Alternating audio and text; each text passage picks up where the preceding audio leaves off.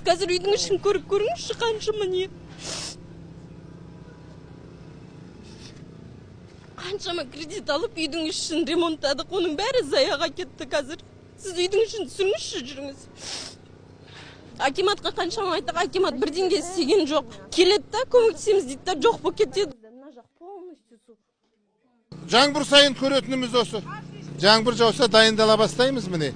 Енді ана Ақтау, Атырауды көргеннен кейін біздікі оның қасында айналайын қойды. Бірақ енді қайтесің енді міне, мынаның бәрі обал емес пе?